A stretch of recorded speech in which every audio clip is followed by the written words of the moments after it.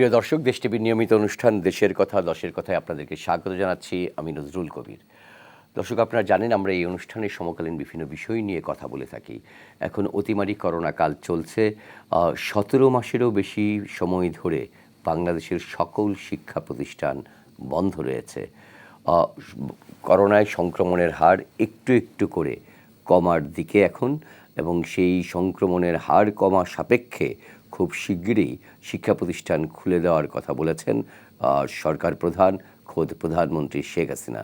তিনি সম্প্রতি সচিবদের সঙ্গে বৈঠকে এবং মন্ত্রিপরিষদের বৈঠকে এই তার নির্দেশনা দিয়েছেন শিক্ষা মন্ত্রণালয়কে কার্যকর ব্যবস্থা গ্রহণ করার জন্য।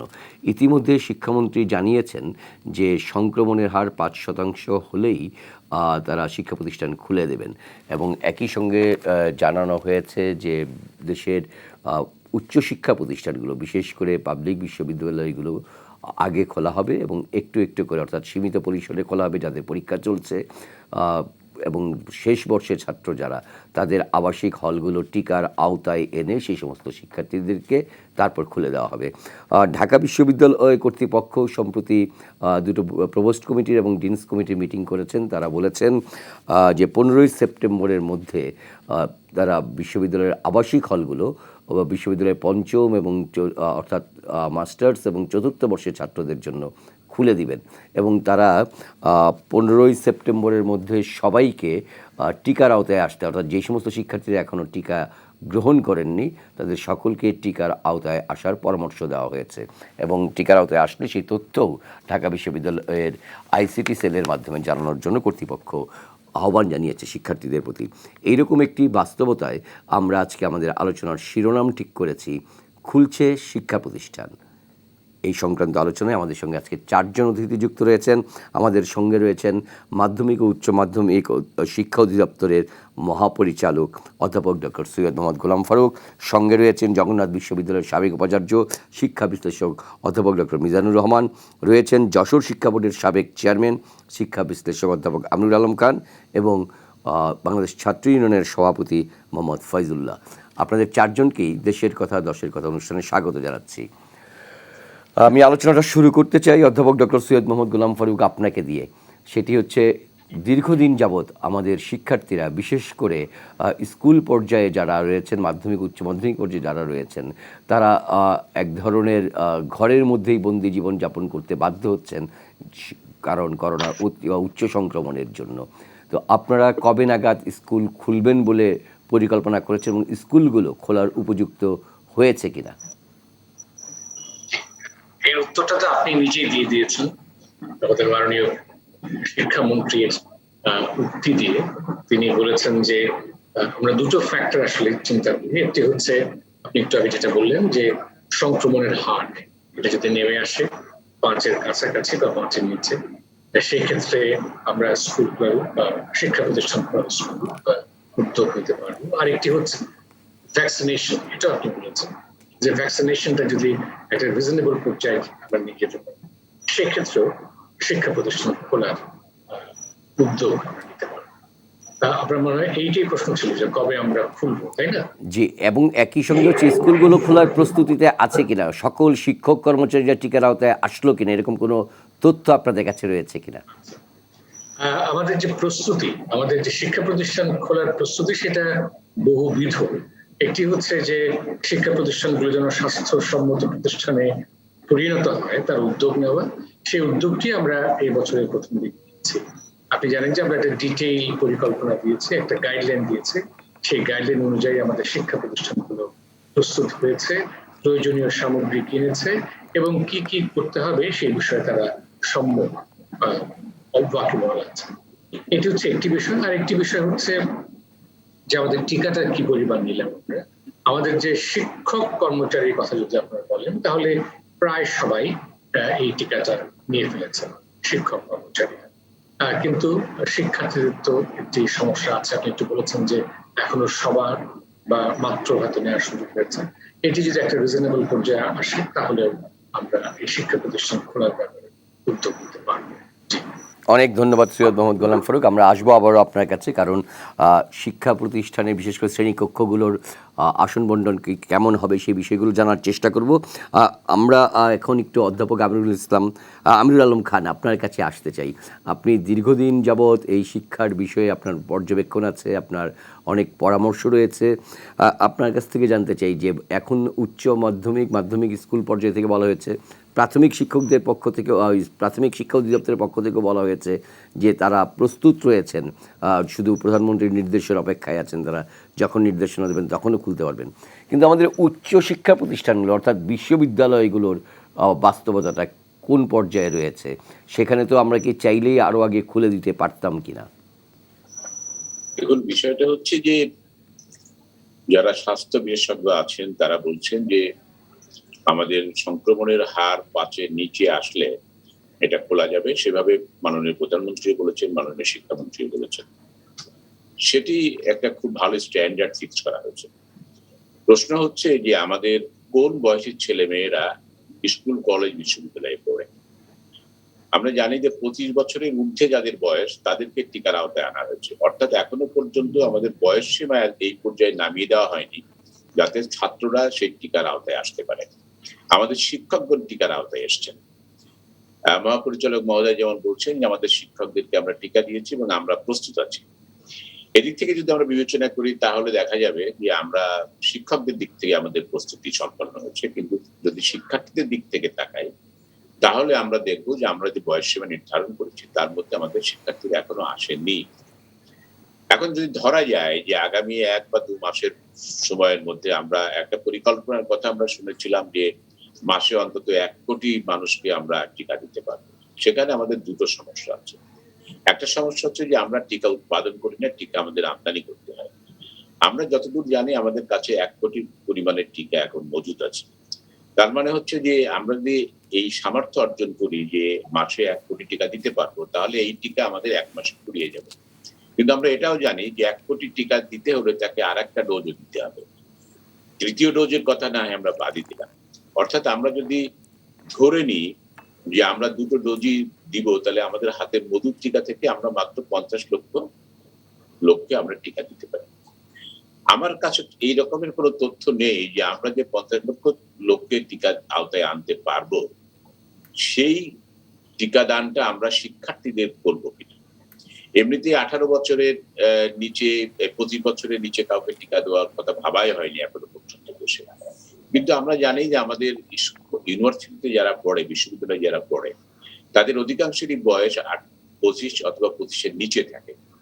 সেভাবে বলা যায় যে আমাদের শিক্ষার্থীদের কথা কিন্তু আমরা এখনো বিবেচনার মধ্যে আনিনি।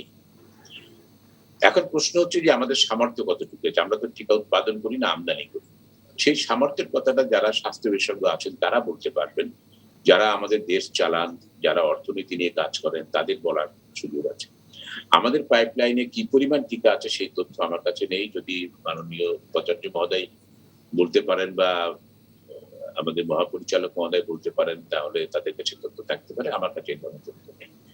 সুতরাং আমরা টিকাকে যদি বিবেচনা করি তাহলে আমরা খুব শিগগিরই স্কুল কলেজ খোলার মতো অবস্থায় পৌঁছাতে পেরেছি এই কথা বলতে পারছি না।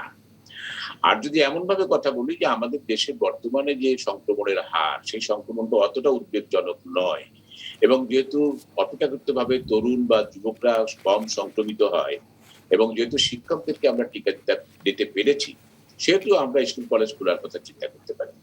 আর টিকার বিষয়টা যদি বাদ রেখে আমরা চিন্তা করি তাহলে সেটা ভিন্ন প্রসঙ্গ হবে। জি, অনেক ধন্যবাদ আমিরুল আলম খান। অধ্যাপক ডক্টর মিজানুর রহমান, আপনার কাছে আসতে চাই। আপনি এই করোনা কালের একেবারে শুরু থেকেই এই বিষয়ে আপনার পর্যবেক্ষণের কথা বলছিলেন। শিক্ষা প্রতিষ্ঠানগুলোর শিক্ষার্থীদের মানসিক স্বাস্থ্যের ব্যাপারে আপনি অনেক বেশি সোচ্চার ছিলেন।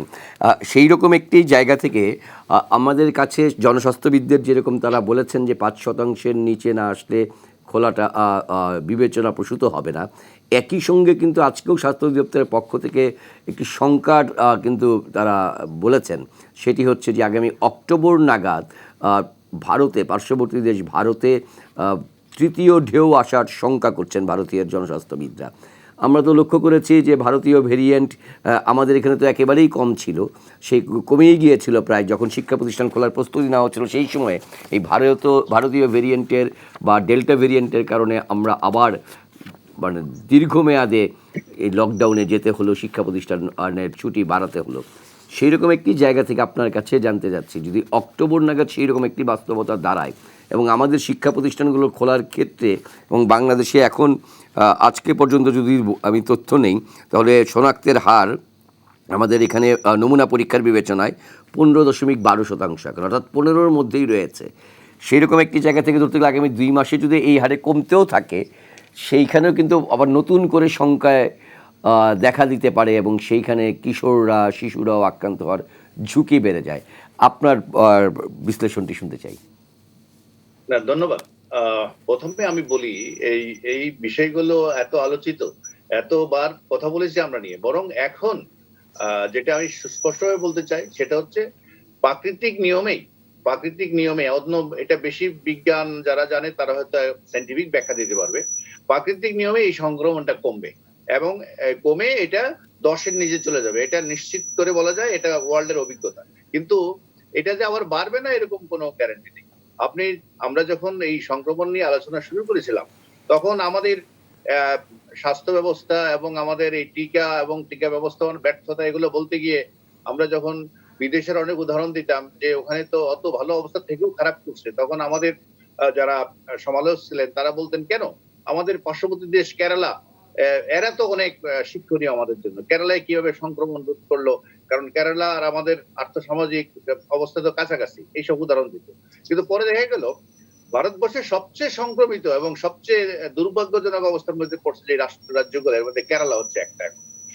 আপনি এইটা বলতে পারেন না, যেমন আমরা সারা পৃথিবীতেই শিক্ষা প্রতিষ্ঠান বন্ধ ছিল, এখনো সারা পৃথিবীতে 27টা দেশ আছে আমাদের বাংলাদেশের মতো যারা কোনোদিনই আর খোলেনি, আর বাকিগুলো খুলছে বন্ধ করছে, খুলছে বন্ধ করছে। ইভেন আমাদের পার্শ্ববর্তী প্রতিবেশী সিঙ্গাপুর 3বার খুলছে, 3বার বন্ধ করছে। অস্ট্রেলিয়াতে একই অবস্থা, অস্ট্রেলিয়াতে এখনো সিডনিতে লকডাউন চলছে এবং কারফিউ চলছে গত 2 মাস যাবত। আপনি জাপানে আজকে বেশ কয়েকটা শহরে একদম হিরোশিমা হোক্কাইডো থেকে আরম্ভ করে, আগে জাপানে টোকিও তো আছেই, এগুলোতে অর্থাৎ যেখানে যেখানে খুলছে সেখানে কিন্তু এটা একবারে খোলা অবস্থায় রাখছে তা না, বারবার বন্ধ হয়েছে খুলছে, এই অবস্থায় আছে। কিন্তু আমাদের এখন যেটা বলছি, আমাদের গত বছরও আমরা একটা সুযোগ আসছিল, কারণ আমাদের সংক্রমণটা যখন আবার বাড়া শুরু করে, যেটা আপনি একটু আগে বললেন ডেল্টা ভেরিয়েন্ট না হলেও বিভিন্ন রকম ভাবে এটা অন্য ভেরিয়েন্ট দ্বারা হয়তো আক্রান্ত হতে পারত, কিন্তু একটা সময় যখন কমে গেছিল তখন আমরা প্রিপারেশন নিতে বিলম্ব করলাম, বা প্রিপারেশন নিতেই আবার ডেল্টা ভেরিয়েন্ট নামে আবার শুরু হয়ে গেল। তো সেই আপনাকে মনস্তত্ত্বটা এটা রাখতেই হবে আপনাকে, যে আমাদের খুলবো এবং আবার তো বন্ধ করাও লাগতে পারে। আরেকটা হচ্ছে যে সবকিছু খোলা, শিক্ষা প্রতিষ্ঠান কেন বন্ধ হবে এটা যারা বলে, এটা হলো রাজনৈতিক কথাবার্তা, এটা বিজ্ঞান না। বিজ্ঞান যেটা বলে অথবা সায়েন্টিফিক এভিডেন্স যেগুলো আছে, অতীতের যত এরকম বড় মহামারী ছিল, যত ফ্লু, স্প্যানিশ ফ্লু থেকে আরম্ভ করে এশিয়ান ফ্লু এবং সোয়ান ফ্লু, সব জায়গায় দেখা গেছে ম্যাথমেটিক্যাল মডেলিং এ, অর্থাৎ শিক্ষা প্রতিষ্ঠান খোলা রাখার সাথে সংক্রমণের মাত্রার একটা ডাইরেক্ট কোরিলেশন, লিনিয়ার রিলেশনশিপ, আবার শিক্ষা প্রতিষ্ঠান বন্ধ রাখার সাথে মৃত্যু হার কমারও ডাইরেক্ট রিলেশনশিপ। এগুলো হলো ঐতিহাসিকভাবে প্রমাণিত তথ্য, যেটা বিজ্ঞান। এখানে একটা হচ্ছে আমরা রাজনৈতিক কথা বলতে পারি, মানুষ রাস্তাঘাটে হাঁটে, দোকানপাটে ঘাটে, আর ওই শিমুলিয়া ঘাটে যেটা টেলিভিশনে আপনারা দেখান, শিমুলিয়া ঘাটে, জটলাবাদে, বাংলা বাজার ঘাটে ঘাটে দেখাচ্ছে সারাদিন। কিন্তু সায়েন্টিফিক কথা হচ্ছে আউটডোর মানে সংক্রমণ, অর্থাৎ বাইরে ঘোরাফেরির কারণে যে সংক্রমণ হয় এটা হচ্ছে 10% টোটাল সংক্রমণ, আর সংক্রমণ 90% হয় আবদ্ধ ঘর থেকে। এই জিনিসগুলো সায়েন্টিফিক বিষয়গুলো না বললে, যে কথাগুলো বলে রাজনৈতিক কথা, এগুলো মানববন্ধনের কথা, এদের সায়েন্স সম্বন্ধে ধারণা না থাকলে এই কথাগুলো বলা যেত। তা আমি যেটা বলছিলাম, আমাদের এখন আশা করছি, আমরা জেনারেল নলেজ দিয়ে বলছি, এটা কমবে এবং আমাদের বিশ্ববিদ্যালয়, স্কুল, কলেজগুলো খুলবে এবং এবার নিশ্চিত করে বলতে পারি যে প্রিপারেশন নেওয়া হয়েছে সেটাতে বিশ্ববিদ্যালয়গুলো এবং স্কুলগুলো খুলবে। কারণ আমাদের অতি জরুরি যেটা দুটা কাজ, এখানে আমাদের উচ্চ মাধ্যমিকের বা ডিজি মহোদয় আসছেন, আমাদের এসএসসি এবং এসএসসি পরীক্ষা আমাদের নিতেই হবে। এটার জন্য অলরেডি ঘোষণা, সংক্রমণ এর হার হয়তো 1-2 এদিক সেদিক হলেও, বেশি হলেও স্বাস্থ্যবিধি মেনে কিভাবে নিতে হবে সেটার প্রস্তুতি অলরেডি মাধ্যমিক উচ্চ মাধ্যমিক শিক্ষা বোর্ড গুলো নিয়েছে। আর যেটা আমার তিনটা প্রস্তাব, এখানে অন্য আলোচনা গুলো বহুবার আলোচনা, একটা হচ্ছে আমাদেরকে একটা রিকভারি লার্নিং লস যেটা হয়ে গেছে, এটা রিকভারি একটা প্রোগ্রাম আমাদের নিতে হবে। যারা এই সংকটের মধ্যেও অনলাইন প্লাস যে শিক্ষাটা আমরা চালিয়ে গেলাম রেডিওতে টেলিভিশনে, এর বেনিফিটের বাইরে কিন্তু কিছু শিক্ষার্থী রয়ে গেছে পিছিয়ে পড়ছে। তাদেরকে লোকেট করতে হবে প্রত্যেক স্কুল কলেজ থেকে। পিছিয়ে পড়া অর্থাৎ লার্নিং লস যাদের বেশি হয়ে গেছে, মানে যারা সামর্থ্যবান ফ্যামিলি, শহরে ফ্যামিলি, যাদের বাবা মা শিক্ষিত, তারা এটা কোনোভাবে ম্যানেজ করে ফেলছে। কিন্তু আমাদের দরিদ্র ফ্যামিলি, চরাঞ্চল, প্রত্যন্ত অঞ্চল, সেখানে কিন্তু আমরা যত জি কথাই বলি না স্যার, কেন, এই আলোচনাটাই আমরা আরো বিস্তারিতভাবে পরের অংশে যাব, কারণ তিনটা পয়েন্ট বলে নেই পরে বিশ্লেষণটা। জি। এটা একটা হলো রিকভারি প্ল্যান করতে হবে আমাদেরকে ওই পিছিয়ে পড়াদের জন্য। আরেকটা হচ্ছে শিক্ষা বাজেট বাড়াতে হবে এবং রিঅ্যালোকেট করতে হবে জাস্ট টু, এই যে আমার একটা আমাদের যেরকম ডুয়াল গেজ রেল লাইন করি আমরা, আমাদের এই শিক্ষা ব্যবস্থার মধ্যে অনলাইন এবং মানে অন ক্যাম্পাস দুইটার প্রস্তুতি নেওয়ার জন্য সেখানে টোটাল ইনভেস্টমেন্ট আমাদের করতে হবে, সো দ্যাট আমাদের কদিন পরে যদি আবার বন্ধ করা লাগে, সেই ক্ষেত্রে হয়তো শিক্ষা প্রতিষ্ঠান বন্ধ হবে কিন্তু লেখাপড়া যেন বন্ধ না হয়, সেটার জন্য যে ধরনের বিনিয়োগ করা দরকার সেটা করতে হবে। এই তিনটা কাজ আমি মনে করি এখন করণীয়। অনেক ধন্যবাদ, অনেক ধন্যবাদ। এবার একেবারে মাঠের খবরটা জানতে চাই। শিক্ষার্থী রয়েছেন আমাদের সঙ্গে, ছাত্র ইউনিয়নের সভাপতি মোহাম্মদ ফয়জুল্লাহ। ফয়জুল্লাহ, আপনার কাছ থেকে বাস্তবতাটা জানতে চাচ্ছি। ঢাকা বিশ্ববিদ্যালয় সহ অন্যান্য বিশ্ববিদ্যালয় খোলার ব্যাপারে দীর্ঘদিন থেকে আপনারা কর্তৃপক্ষের প্রতি চাপ প্রয়োগ করে আসতেছিলেন, আন্দোলন করছিলেন। সেই রকম একটি বাস্তবতায় দাঁড়িয়ে এখন তো ঢাকা বিশ্ববিদ্যালয়ের হলগুলো খুলে দেওয়ার একটি সিদ্ধান্ত গ্রহণ করা হয়েছে, বিশেষ করে শেষ 2 বর্ষের ছাত্রদের ক্ষেত্রে। আপনাদের অবস্থানটি কি? ধন্যবাদ। আমরা আসলে হচ্ছে যে গত মার্চ মাস থেকে আমরা হচ্ছে শিক্ষা প্রতিষ্ঠান খোলার জন্য আমরা বলে আসছিলাম। বিভিন্ন দাবিগুলো হচ্ছে যে দাবি সম্বলিত শিক্ষার্থীদের দাবি নিয়ে আমরা মুভমেন্টটা চালিয়ে আসছিলাম। যদিও এর মধ্যে সংক্রমণ কিছু সময় কমেছিল এবং এ সময় এসে আবার সংক্রমণ বেড়েছে। তো এর মধ্যে হচ্ছে যে আমরা দেখেছি যে শিক্ষা প্রতিষ্ঠান খোলার ব্যাপারে আমাদের শিক্ষা মন্ত্রণালয় থেকে যে সকল বিবৃতিগুলো এসেছে সেটা খুবই বিভ্রান্তিকর ছিল। যে একটা সময় নির্দিষ্ট সময় দেওয়া হচ্ছে যে এই সময় পর্যন্ত হচ্ছে শিক্ষা প্রতিষ্ঠান বন্ধ থাকবে। এর পরবর্তীতে আমরা ঠিক একইভাবে হচ্ছে যে আমরা ঢাকা বিশ্ববিদ্যালয়কে দেখেছি গত 31শে মার্চ বলা হয়েছিল যে হলগুলো খুলে দিয়ে শিক্ষা প্রতিষ্ঠানের যে শিক্ষার যে কার্যক্রম সেটি মানে পরিচালনা করার চেষ্টা করবে এবং কি সেখানে শিক্ষার্থীদেরকেও একটু সহযোগিতা চাওয়া হলো। কিন্তু আমরা পরবর্তীতে সেই কাজটি আমরা দেখিনি। কিন্তু ডেল্টা ভেরিয়েন্ট আসার আগেও আমরা যদি হচ্ছে যে বলি, সেক্ষেত্রে যে কোনো এমনও অনেক জেলা আছে, আমি শুধু বিশ্ববিদ্যালয়ের কথা বলছি না, যে এমন অনেক জেলা আছে সেখানে হচ্ছে 5%-এর নিচে করোনা ভাইরাসের যে সংক্রমণ সেই সংক্রমণ ছিল। তাহলে সেই জেলাগুলোতে কেন হচ্ছে শিক্ষার কার্যক্রম চালানো গেল না? এবং কি শুধু তাই নয়, যে বিশ্ববিদ্যালয়গুলোতে শিক্ষার যে কার্যক্রমগুলো, এই যে মিজান স্যার যেটা বলছিলেন যে আমাদের যে একটা সুনির্দিষ্ট প্ল্যান থাকার কথা ছিল, সেই সুনির্দিষ্ট প্ল্যান গুলো কিন্তু এখনো শিক্ষার্থীদের কাছে মানে ক্লিয়ার করতে পারেনি। আমরা ঢাকা বিশ্ববিদ্যালয়কে হচ্ছে যে সবসময় দেখি যে যে কোনো জাতির সংকটকালে তারা হচ্ছে এগিয়ে আসে, কিন্তু এই সময় এসে আমরা করোনা মহামারীর ক্ষেত্রে আমরা দেখিনি এই সংকটের সময় শিক্ষার ক্ষেত্রে বিশেষ করে তারা আমাদের বিশ্ববিদ্যালয় ঢাকা বিশ্ববিদ্যালয় এগিয়ে আসেনি। সেক্ষেত্রে আমি যদি গবেষণার কথা বলি, ঢাকা বিশ্ববিদ্যালয়ে এই সময় কোনো ধরনের করোনা নিয়ে গবেষণা হয়নি এবং শিক্ষার্থীরা হচ্ছে যে কিভাবে শিক্ষার কার্যক্রমের সাথে যুক্ত হবে, এক্ষেত্রে কি কি পদক্ষেপ নেওয়া যেতে পারে, শিক্ষার কি কি সংকট তৈরি হতে পারে, সেই সংকটগুলো মোকাবেলায় কি কি মানে সুনির্দিষ্ট নীতিমালা প্রণয়ন করা যায়, সেগুলো কিন্তু আমরা আমাদের যে মানে সর্বোচ্চ বিদ্যাপীঠ যে ঢাকা বিশ্ববিদ্যালয়, সেগুলো থেকে আমাদের এক ধরনের চাওয়া ছিল, সেই চাওয়াটা আমরা পাইনি। কিন্তু এই সময় এসে আবারও হচ্ছে বলা হচ্ছে যে অক্টোবরে হলগুলো খুলে দেওয়া হবে, কিন্তু সেটার নিশ্চয়তাও পর্যন্ত আমরা কিন্তু পাচ্ছি না। কারণ শিক্ষার্থীরা এটা কিন্তু শিক্ষার্থীদের বক্তব্য, শিক্ষার্থীরা এখনো বিশ্বাস করছে না যে শিক্ষা প্রতিষ্ঠান বিশ্ববিদ্যালয় ঢাকা বিশ্ববিদ্যালয় হলগুলো খুলে দেওয়া হবে। কারণ এর আগেও বিশ্ববিদ্যালয় প্রশাসন এক ধরনের আশ্বাস দিয়েছিল, কিন্তু আশ্বাসের পরবর্তীতে সেটা কিন্তু করা হয়নি। ডেল্টা ভেরিয়েন্ট আসছে তার অনেক পরে। এখন আমরা আসি যে বিশ্ববিদ্যালয় এই যে শিক্ষার্থীরা যখন অনলাইন ক্লাসে সংযুক্ত হলো, সেই অনলাইন ক্লাসে কিন্তু 40%-এর বেশি শিক্ষার্থী অনলাইন ক্লাসে যুক্ত হতে পারেনি। তাহলে যারা যুক্ত হয়নি তাদের জন্য কি কি পদক্ষেপ গ্রহণ করা হয়েছিল সেগুলো কিন্তু এখনো পর্যন্ত আমরা দেখিনি। এবং যদি বলি যাদের কাছে ডিভাইস ছিল না এবং যারা হচ্ছে প্রত্যন্ত অঞ্চলে ছিল, যেমন চর অঞ্চল, হাওর অঞ্চল, পার্বত্য চট্টগ্রাম অঞ্চল, এগুলোতে শিক্ষার্থীদের যে আমাদের নেটওয়ার্কিং যে ব্যবস্থাপনা, সেই ব্যবস্থাপনার কারণে শিক্ষার্থীরা এটার সাথে অ্যাটাচ হতে পারেনি। তাহলে এই যে শিক্ষার যে সংকটটা তৈরি হলো, সেই সংকটের জন্য আমরা একটা রোডম্যাপ চেয়েছিলাম। আমরা সেটা বিশ্ববিদ্যালয়গুলোর কাছেও চেয়েছিলাম, আমরা ঠিক একইভাবে শিক্ষা মন্ত্রণালয়ের কাছেও চেয়েছিলাম। অনেক কিন্তু ধন্যবাদ। এখনো রোডম্যাপের পর্যন্ত প্রস্তুতি এনেছেন। আমরা নিশ্চয়ই রোডম্যাপের বিষয়টি, যেহেতু আমাদের এখানে মাধ্যমিক উচ্চ মাধ্যমিক শিক্ষা অধিদপ্তরের মহাপরিচালক রয়েছেন, তার কাছ থেকে জানতে চাইব যে আমরা আসলে নেটওয়ার্কের আওতায় আনতে পেরেছি কিনা, বাস্তব চিত্র কি এতটাই খারাপ, সেই বিষয়টি জানার চেষ্টা করব। ছোট্ট একটি বিরতি নিয়ে ফিরছি। প্রিয় দর্শক, থাকুন আমাদের সঙ্গে। আজ আমরা আলোচনা করছি শিক্ষা প্রতিষ্ঠান খোলার বিষয়ে। আমাদের সঙ্গে যুক্ত রয়েছেন চারজন আজকে এই সংশ্লিষ্ট বিষয়ের প্রাজ্ঞজন। রয়েছেন মাধ্যমিক উচ্চ মাধ্যমিক শিক্ষা অধিদপ্তরের মহাপরিচালক ডক্টর সৈয়দ গোলাম ফারুক, রয়েছেন জগন্নাথ বিশ্ববিদ্যালয়ের সাবেক উপাচার্য অধ্যাপক ডক্টর মিজানুর রহমান, যশোর শিক্ষা বোর্ডের সাবেক চেয়ারম্যান অধ্যাপক আমিরুল আলম খান এবং ছাত্র ইউনিয়নের সভাপতি মোহাম্মদ ফাইজুল্লাহ। আপনাদের চারজনকে আবারও আলোচনায় স্বাগত জানাচ্ছি।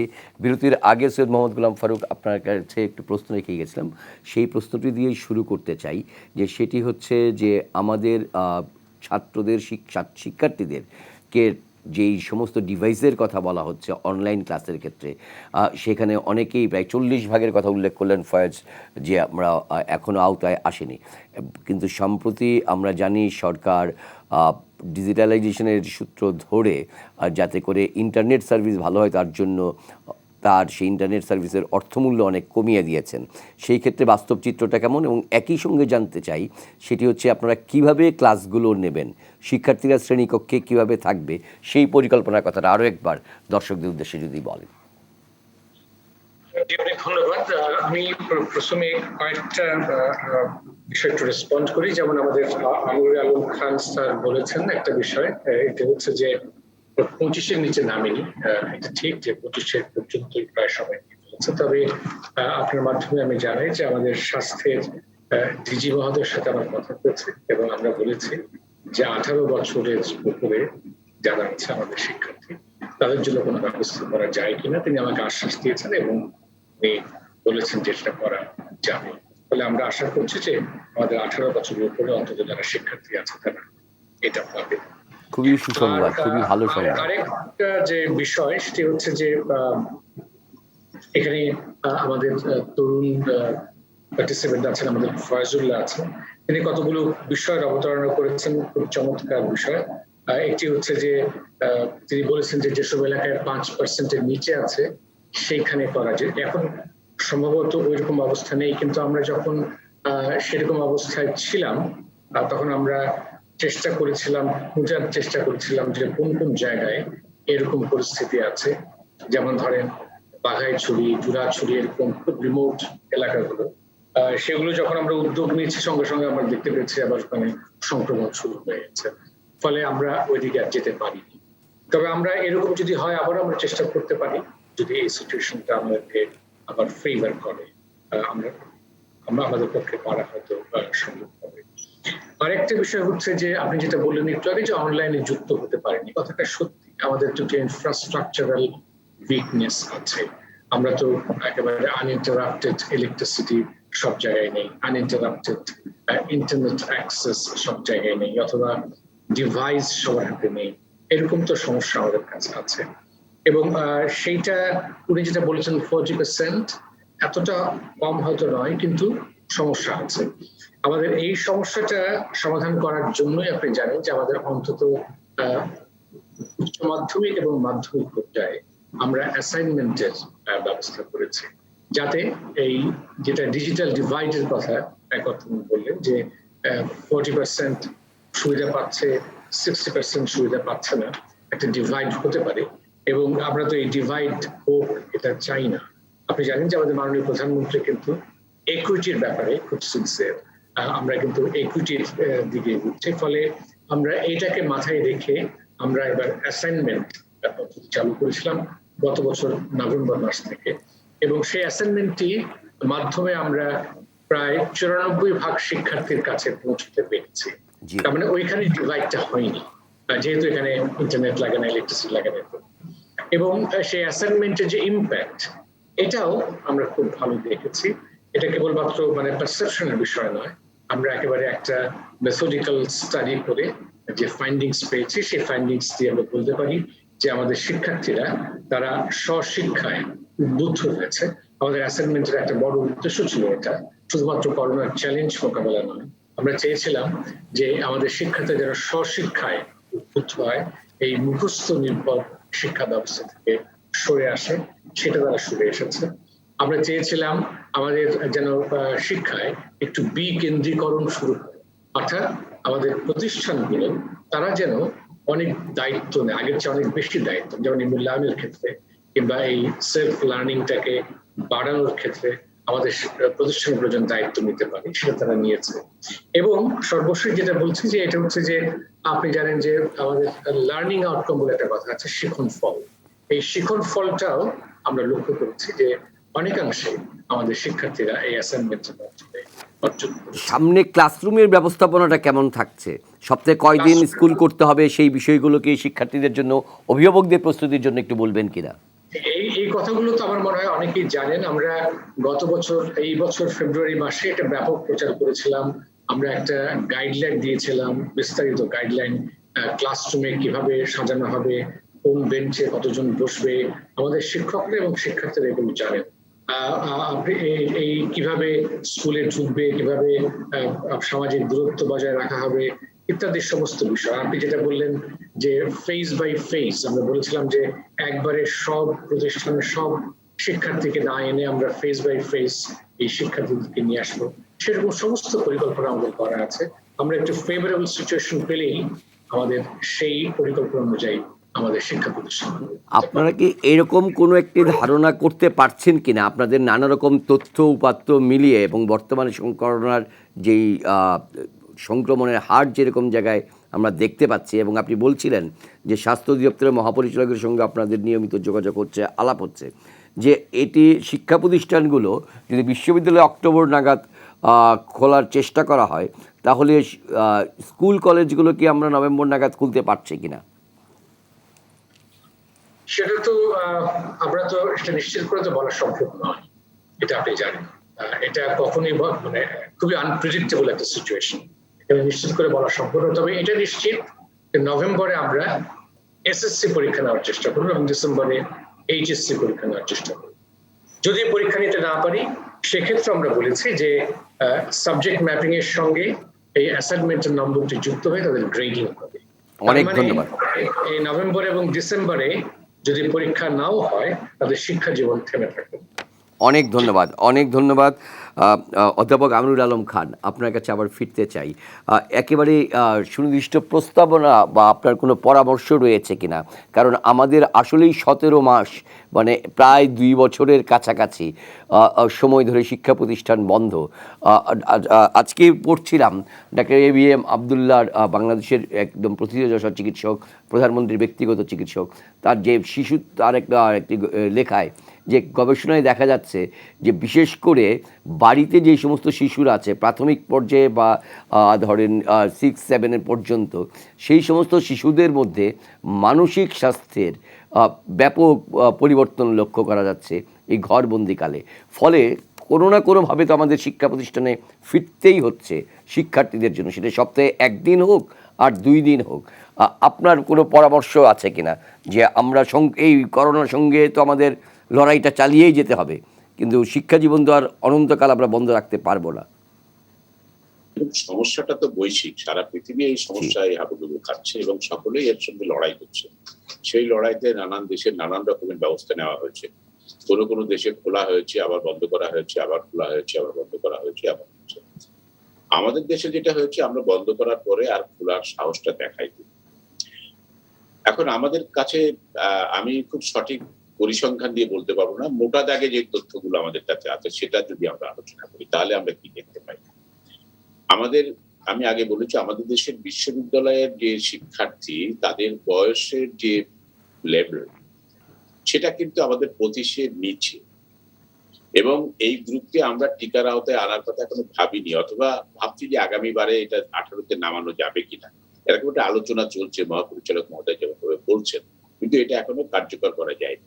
আমাদের হাতে 1 কোটির মতো টিকা আছে, সেটা আমরা যে পরিকল্পনা করছি তাতে 25 এবং ঊর্ধ্ব বয়সী ব্যক্তিদের জন্য করেছি। তার মানে আমাদের কিন্তু বিশ্ববিদ্যালয়ের ছাত্র এর মধ্যে আসছে না, শিক্ষকরা আসছে, আমি আগেই বলেছি, সেটা স্কুলে শিক্ষকরা আসছে।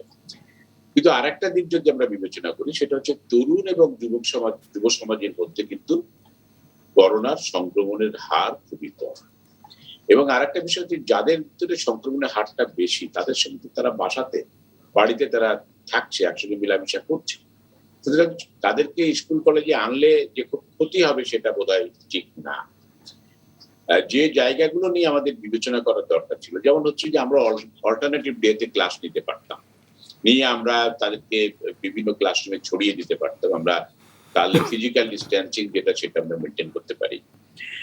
কিন্তু একটা সমস্যার আমাদের সমাধান কিভাবে করা যাবে সেটা ভাববার, যে শিক্ষার্থীরা কিভাবে স্কুলে আসবে বা কলেজে বিশ্ববিদ্যালয়ে আসবে।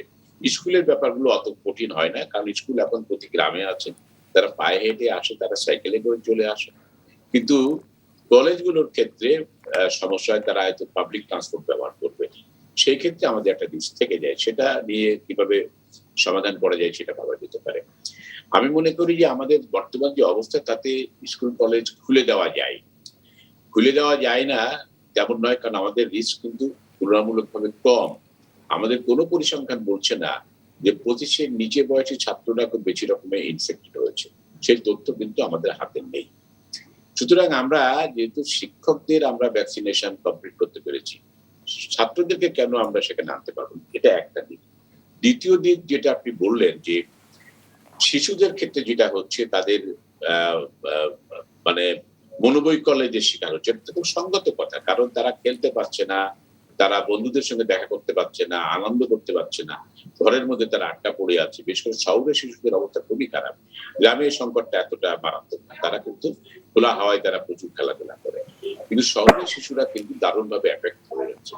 সেক্ষেত্রে যদি আমরা কোনো বিশেষ প্রোগ্রাম নিতে পারতাম, যে আমরা কতখানি রিস্ক নেব, সেই রিস্ক নিয়ে আমরা স্কুল কলেজগুলো খুলে দিব, যাতে আমাদের ছাত্ররা সেখানে যায় এবং আমরা অল্টারনেটিভলি ক্লাস নিতে পারি। ক্লাস 6-এ যেদিন ক্লাস হবে সেদিন হয়তো ক্লাস 7-এ ক্লাস হবে না, আবার 8-এর হয়তো ক্লাস হবে। এইভাবে করে আমরা ছাত্রদেরকে ফিজিক্যাল ডিস্টেন্সিংটা বাড়িয়ে দিতে পারি, দিয়ে আমরা ক্লাসে নিয়ে আসতে পারি। দুটো কাজ তাতে হবে, একটা হচ্ছে যে ছাত্রদের সাধারণ স্বাভাবিক জীবনে ফিরে আসার একটা দিক তৈরি হবে, তাদের পড়াশোনায় তারা মনোযোগী হবে।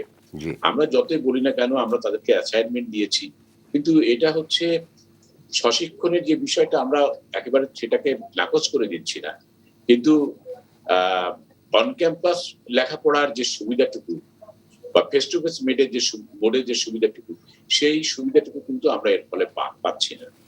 এখন কিছু ক্ষতি আমাদের যদিও স্বীকার করতে হবে, আমি মনে করি যত দ্রুত সম্ভব আমাদের ফেস টু ফেস মোডে আসার চেষ্টা করতে হবে। সেটা যদি একদিন বাদে একদিন করেও হয়, সেভাবে আমরা করতে পারি, এবং সেই ধরনের উদ্যোগই বোধহয় এখন নেওয়া উচিত। অনেক ধন্যবাদ জনাব আমিনুল আলম খান। আমি একটু ডক্টর মিজানুর রহমান, আপনার কাছে আসার আগে আমি আরেকবার ফয়েজুল্লাহর কাছে একটু হয়ে আসতে চাই।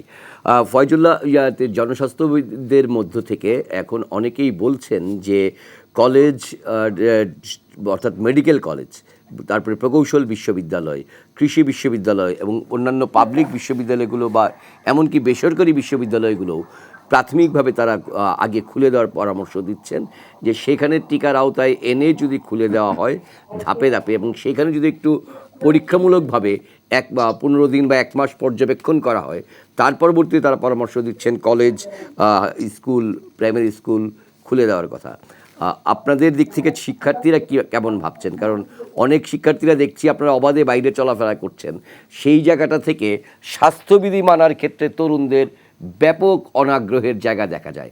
ফলে শিক্ষার্থীদের মধ্যে যদি অনাগ্রহ থাকে স্বাস্থ্যবিধি মানার, তাহলে তো খুলেও কোনো লাভ হবে না, সংক্রমণ বাড়তেই থাকবে। ধন্যবাদ। আসলে হচ্ছে যে এখানে আপনি যে প্রথম কথাটি বললেন যে টিকা দিয়ে যে শিক্ষা প্রতিষ্ঠান খোলার বিষয়টা, আমরা যদি দেখি যে প্রথমে বলা হয়েছিল যে 25 বছরের না, আমি স্পেসিফিক করেছি একেবারে স্বাস্থ্যবিধি মানার প্রশ্নটি। হ্যাঁ, স্বাস্থ্যবিধি, টিকা দিলেও স্বাস্থ্যবিধি মানতে হবে। হ্যাঁ, স্বাস্থ্যবিধি তো এখনো শিক্ষার্থীরা হয়তো এই জায়গায় সচেতনতাটা তৈরি করতে হবে সরকারকে, এবং কি সেই জায়গা থেকে আমরা যারা আছি, মানে যারা ছাত্র সংগঠন গুলো করছি, তাদেরকেও এই সচেতনতার সাথে কিভাবে হচ্ছে যে শিক্ষার্থীদেরকে যুক্ত করা যায় এই বিষয়ে কাজ করতে হবে। আবার এটাও না যে তাদের মধ্যে সচেতনতা নাই তাই বলে আমি শিক্ষা প্রতিষ্ঠান খুলবো না, এটা তো হতে পারে না। এখানে প্রথম কথা হচ্ছে যে এই সদিচ্ছার যে অভাবটা, মানে আমাদের যে শিক্ষা মন্ত্রণালয় অথবা বিশ্ববিদ্যালয়গুলোর, এই একটি বিষয় হচ্ছে স্পষ্ট হয়েছে এই জায়গায় যে আজকে প্রথম বলা হয়েছিল যে পাবলিক বিশ্ববিদ্যালয় শিক্ষার্থীদেরকে টিকার আওতায় আনা হবে, কিন্তু আমরা সেখানে যখন দেখলাম যে সেটা রেজিস্ট্রেশন প্রক্রিয়া সম্পন্ন করে কিন্তু টিকা দেওয়া হলো মাত্র 70 থেকে 80 হাজার শিক্ষার্থীকে, এবং কি যারা এর বাইরে কিছু শিক্ষার্থী হচ্ছে যে টিকা নিয়েছে তার সব মিলিয়ে 2 লাখের মতো শিক্ষার্থী।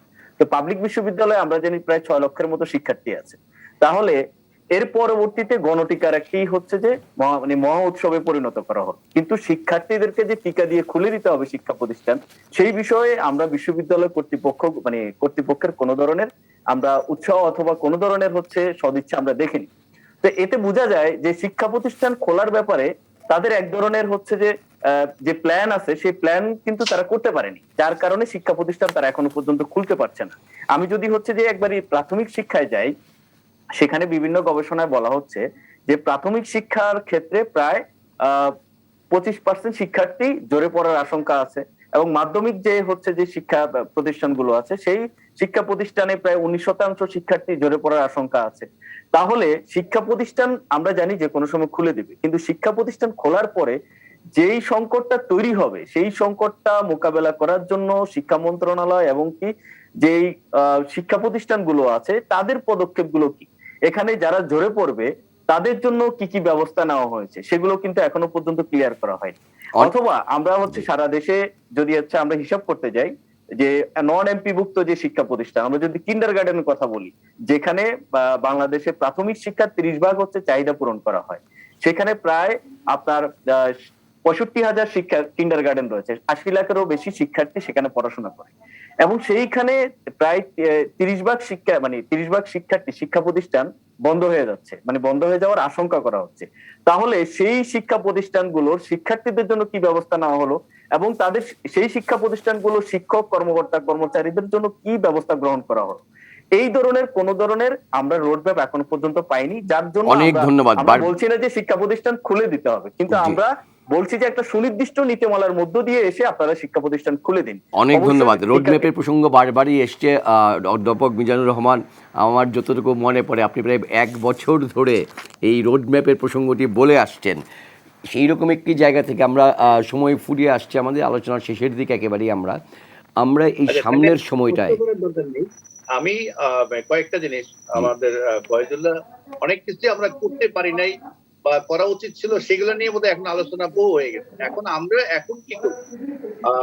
আমরুল আলম খান স্যার যেটা বলছেন, শিক্ষার্থীদের বিশ্ববিদ্যালয়ের শিক্ষার্থীদের যে বয়স এটা 25-এর নিচে, কারণ আজকাল 25-এর সময় বেরিয়ে যায় বিশ্ববিদ্যালয় থেকে, তার মানে হচ্ছে বিশ্ববিদ্যালয়ের ছাত্রদের বয়স হচ্ছে 20-21 বছর, ওই রেঞ্জে বেশি। তো সেক্ষেত্রে তাদের এই বয়সের বারটা উঠিয়ে দেওয়া হয়েছে, এবং সেখানে তাদের যে ন্যাশনাল আইডি কার্ড যাদের আছে তারা অলরেডি রেজিস্ট্রেশন করে ফেলছে, আর যাদের ন্যাশনাল আইডি কার্ড নাই তাদেরও বিশেষ ব্যবস্থায় রেজিস্ট্রেশনের ব্যবস্থা হয়ে গেছে, এবং ঢাকা বিশ্ববিদ্যালয় সহ বিভিন্ন পাবলিক বিশ্ববিদ্যালয় শিক্ষা মন্ত্রণালয়ের মধ্যে স্বাস্থ্য মন্ত্রণালয়ের মাধ্যমে রেজিস্ট্রেশনটা প্রায় কমপ্লিট এবং টিকা দেওয়ার কাজটা চলছে। ইতিমধ্যে ঢাকা বিশ্ববিদ্যালয়ের ছাত্রদের মধ্যে আমি একটু আগেই মাননীয় প্রো ভাইস চ্যান্সেলরের সাথে কথা বললাম, অলমোস্ট শিক্ষার্থী যারা ন্যাশনাল আইডি কার্ড ছিল এবং যারা প্রথম দিকে রেজিস্ট্রেশন করছে তাদের অধিকাংশ লোক ছাত্রদের টিকা দেওয়া হয়ে গেছে, এবং বাকিদেরকে আশা করা হচ্ছে টিকার একটা কন্টিনিউয়াস ফ্লো আছে, আগামী সপ্তাহের মধ্যে আরো 50 লক্ষ টিকা আসতেছে। তো টিকা প্রায়োরিটি বেসিসে শিক্ষার্থীরা টিকা পেয়ে যাবে, এবং আমাদের ধারণা যেটা ঢাকা বিশ্ববিদ্যালয়ের টার্গেট যে 15 তারিখের মধ্যে টিকার একটা অ্যাটলিস্ট 70-80% ছাত্রের, আর ইতিমধ্যে 100% শিক্ষককে টিকা দেওয়া হয়ে গেছে, এবং একই অবস্থা অন্যান্য শিক্ষা প্রতিষ্ঠানের ক্ষেত্রে।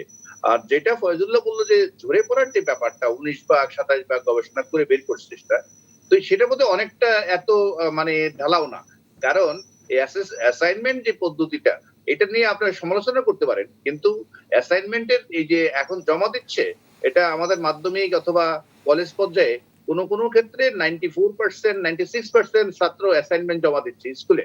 তার মানে দাঁড়াচ্ছে তার জোরে যাওয়ার যে ব্যাপারটা বলছে 19%, তাহলে অ্যাসাইনমেন্ট গুলো তাহলে কে জমা দিত? অ্যাসাইনমেন্ট জমা দেওয়ার মানে হচ্ছে তারা এখনো ঝরে পড়ে নাই।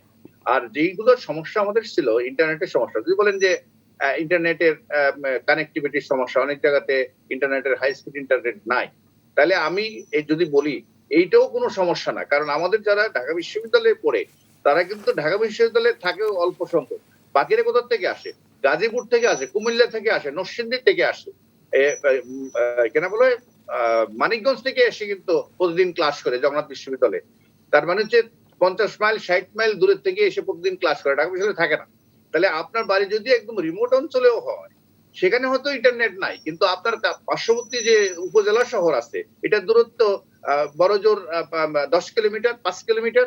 আপনি ইচ্ছা থাকলে গিয়ে সেখানে বসে তো ক্লাস করতে পারেন, কারণ শহর অঞ্চলে কিন্তু ইন্টারনেটের সংযোগের অত ব্যাহত হয় না।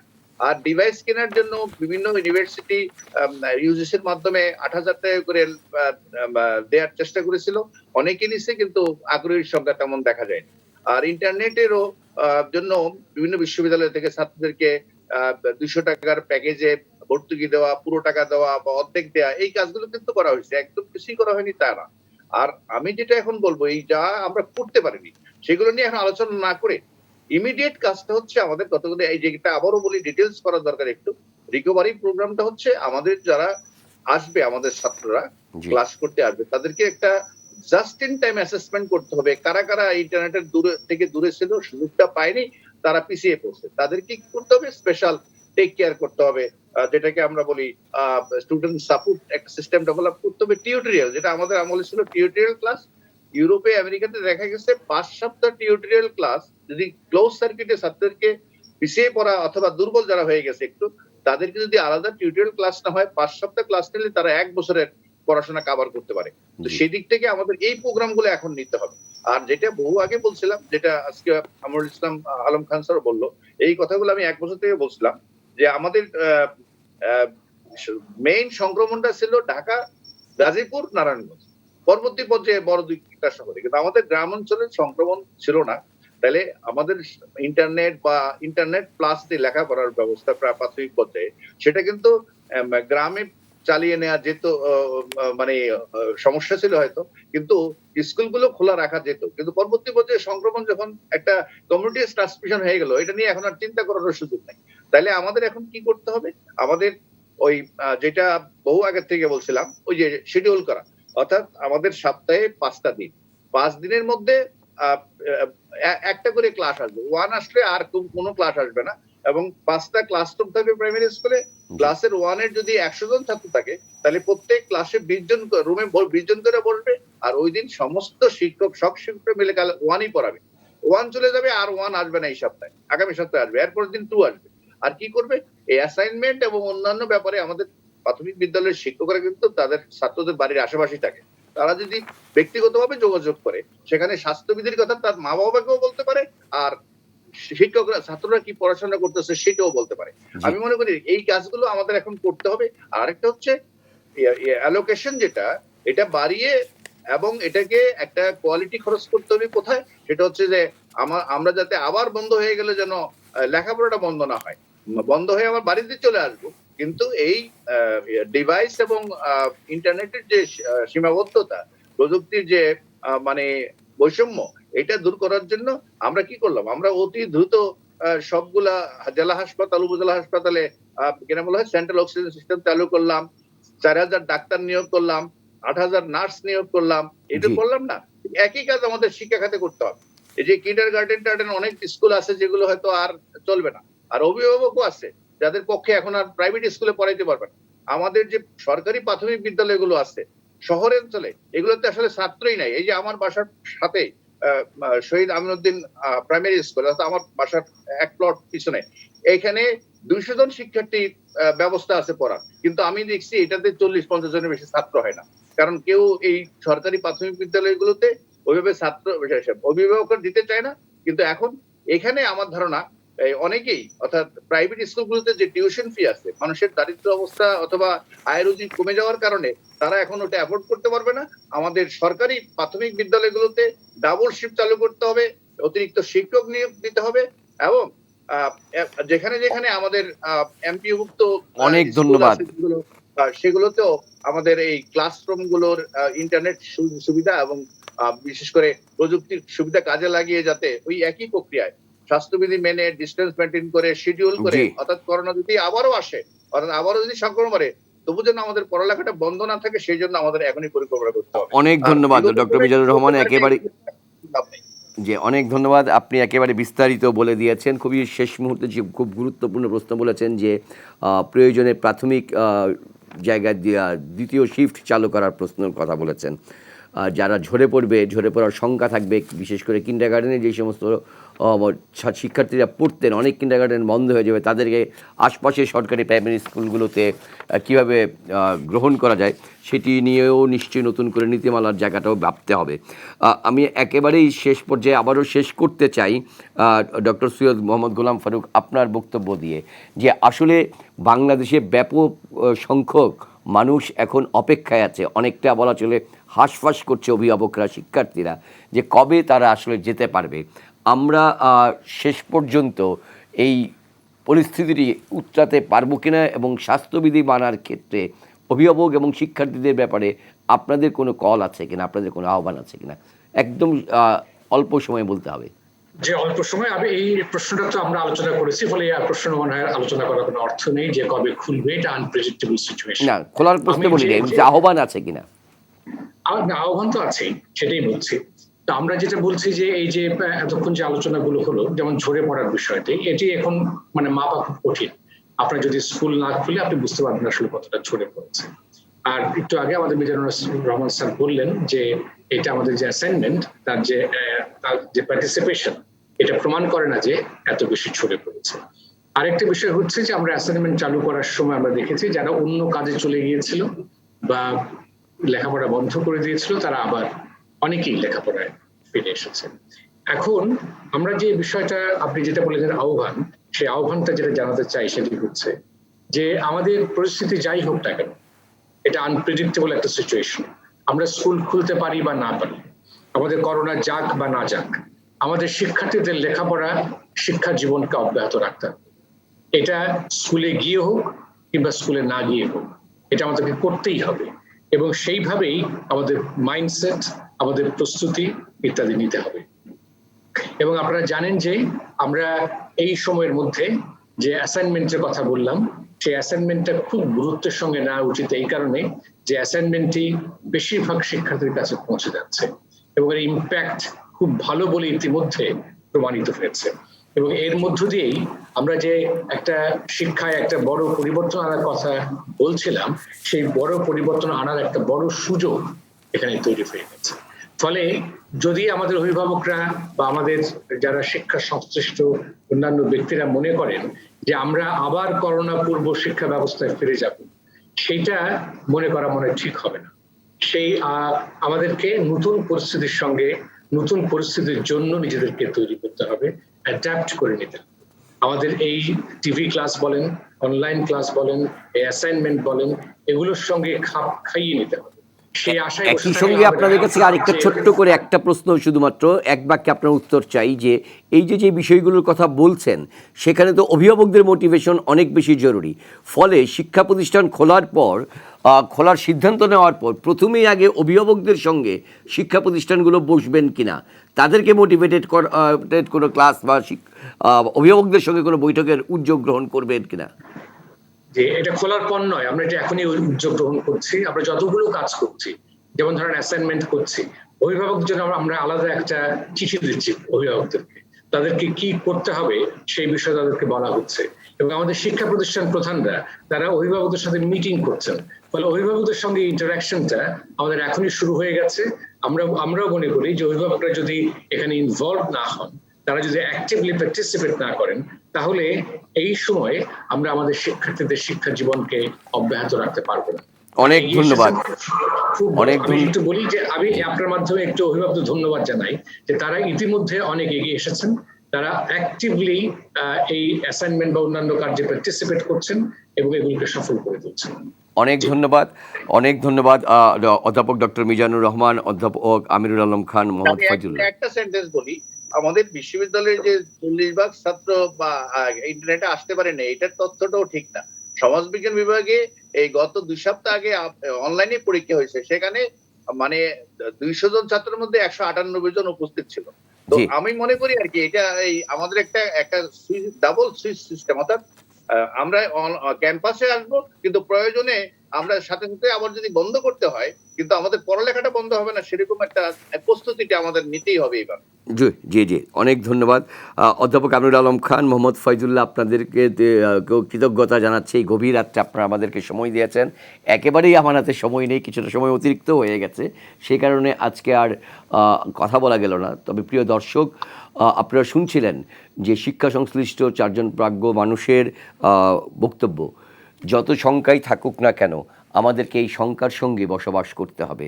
আমাদেরকে এই পরিস্থিতি, অর্থাৎ যেটি পৃথিবীব্যাপী এখন বলা হচ্ছে যে নিউ নর্মাল লাইফ, করোনাকালে সেই নিউ নর্মাল লাইফের দিকেই আমাদের যেতে হচ্ছে। সেখানে আমাদের সন্তানদেরকে যেমন নিয়ে যেতে হবে, আমাদের ভাই বোনদেরকে যেমন নিয়ে যেতে হচ্ছে, একই রকমভাবে আমাদের শিক্ষক, আমাদের শিক্ষা প্রতিষ্ঠানে যারা কর্মরত আছেন তাদেরকে, এবং অভিভাবক হিসাবে আমার আপনারও অনেকখানি দায়িত্ব রয়েছে। সকলের সমন্বিত উদ্যোগে আমরা আগের মতো না শতভাগভাবে প্রাণচাঞ্চল্যপূর্ণ শিক্ষা প্রতিষ্ঠান না পেলেও আমাদেরকে শিক্ষা জীবনে ফিরতেই হবে। যদি সত্যিকার অর্থেই বাংলাদেশকে সোনার বাংলা গড়তে চাই, তাহলে এর কোনো বিকল্প নেই। সবাই ভালো থাকবেন, সতর্ক থাকবেন, এবং বাড়ির বাইরে বেরোলে অবশ্যই মাস্ক পরে বেরোবেন। শুভরাত্রি।